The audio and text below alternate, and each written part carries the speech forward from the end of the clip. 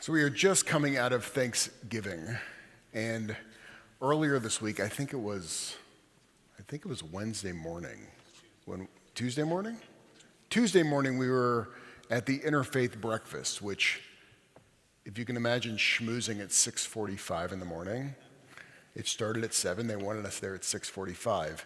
And at the breakfast, we had the CEO of the organization, Michael Pappas, that he gathered the whole room together. We had our Congresswoman Nancy Pelosi, as well as our legend, Rita Semmel, who helped found the Interfaith organization.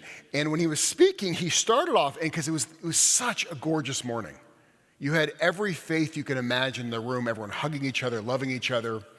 And then Michael Pappas said, "My hope is that all of your Thanksgivings when you guys go home are as peaceful as this breakfast."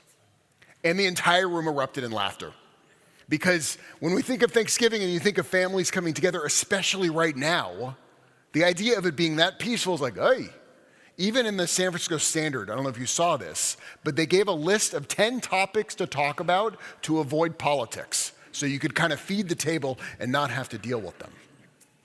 And it's ironic, because when Thanksgiving was first created, I mean, there's earlier origins, but it's not till 1863 that Abraham Lincoln really solidifies and makes a national proclamation that this is what we should do. And the point of why he did it, it's in the middle of the Civil War. And he's trying to pull the nation together and to unify everybody and to unify our national divisions. Most of us think of Thanksgiving as a day of football and family and turkey, but the concept that Lincoln was going for is much more spiritual in nature. Here's what he said, quote, and I can't do it in an Abraham Lincoln voice, but I'll try. "I do therefore invite my fellow citizens in every part of the United States, and also those who are at sea and those who are sojourning in foreign lands, to set apart and observe the last Thursday of November next as a day of thanksgiving and praise to our beneficent Father who dwelleth in the heavens. And I recommend to them that, while offering up the ascriptions justly due to him, for such a singular deliverances and blessings, they do also with humble penitence for a national perverseness and disobedience. Commend to his tender care all those who have become widows, orphans, mourners, or sufferers in the lamentable civil strife in which we are unavoidably engaged, and fervently employ the interposition of the Almighty hand to heal the wounds of the nation and to restore it, as soon as may be consistent with the divine purposes, to the full enjoyment of peace, harmony, tranquility, and union." No mention of football, no mention of turkey, but talking about making peace and doing it for something much bigger than us. So it got me thinking, if that's how Lincoln began, if you look 100 years before then to Ukraine, where Hasidism at that point is really solidifying itself. And if you look at the Jews in Ukraine at that point in Chernobyl, it wasn't Chernobyl before Chernobyl became what we think of Chernobyl. It's the heart of Hasidism and mysticism and spirituality. And the Jews in that time period are suffering. Russian Empire has now taken over. There are new regulations making the Jewish lives more difficult. And what's incredible is that in difficult times, those Hasids had the same reaction as Abraham Lincoln. They wanted to move their eyes from what was externally happening to them into a mystical view of the world. So the main rabbi at the time was Rabbi Menachem Nahum of Chernobyl, who was born in 1730 and died in 1797. And somewhere between 1763 and 1797, he composed Me'or Einayim, which means the light of the eyes. And so what he did, he took each week's Torah portion and gave a commentary on it. And so where we are this week is Toldot.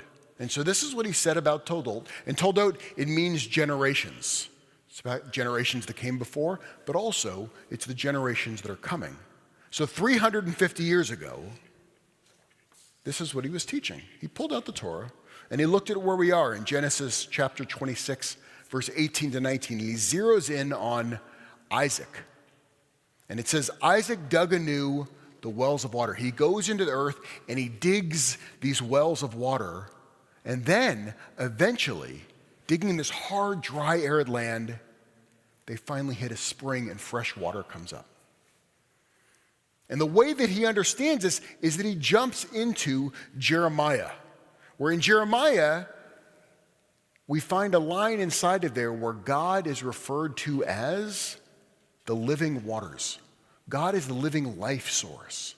So now when he reads this text and he sees this digging of this hard earth and actually hitting that spring water, it's not water according to this chassid. It's actually tapping into the divine, into this divine light and source right there. And so every time we start reading water in this point, the chassids are starting to see this idea as reaching and digging and trying to get to God.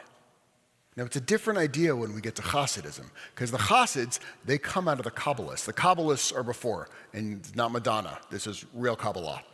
And the Kabbalists, their big idea, and it's a small group because it's very obscure and it's very hard to understand what they're doing. They see God as this thing beyond us, and this spherotic system which trickles down all the way to us. And everything in the universe is connected to that source of being. One of the ways they describe it in the Zohar is if you can imagine a tree is planted in the earth and you have the trunk from the tree which feeds the earth, and the water and the energy goes out all the way to the branches. And at the end of the branch is the fruit. And the only reason the fruit exists is because the energy it's receiving from the tree, which is actually connected to the main source, which is the entire earth. If I pick that fruit, what happens to it? It withers up and it dies. And that's how they start seeing everything, just like these light bulbs here. The only reason they exist and they're animated is because the energy flowing into them. Well, the Hasids, they come a few hundred years later and they flip the entire thing on its head. And they say, listen, if God is this thing outside of there, outside of us, that also means God's inside of me. Therefore, if I can understand what's going on inside of me and I can tap into the inner waters and the light inside of me, this is my main source of understanding, then I can start healing things outside of me as well. When you get to mystical traditions, one of the things I have found, it doesn't matter what tradition you're in, they all start getting very similar. There seems to be this truth that runs along them. Thich Nhat Hanh, does everyone know who Thich Nhat Hanh is? The Vietnamese Buddhist monk.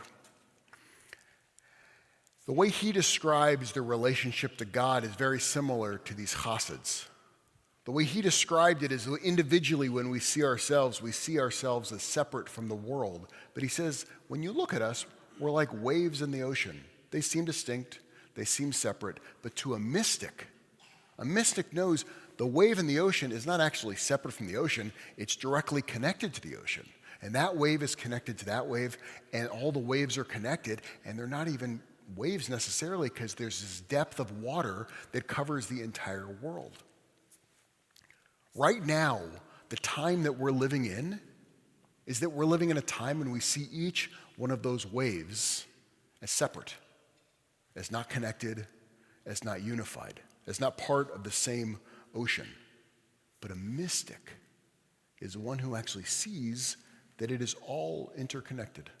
When they're digging the wells inside this week's Torah portion, and they're going deep into the earth, and they finally tap into that water, it's not like there's a vessel underneath it, it's that there's a river, or there's a lake, and it just happens to be the one area that they're digging towards.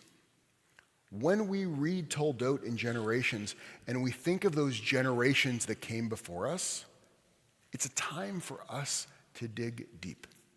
When we all laugh about, can you imagine going to that dinner? I better bring my 10 things out of the SF standard to make sure there's not conflict.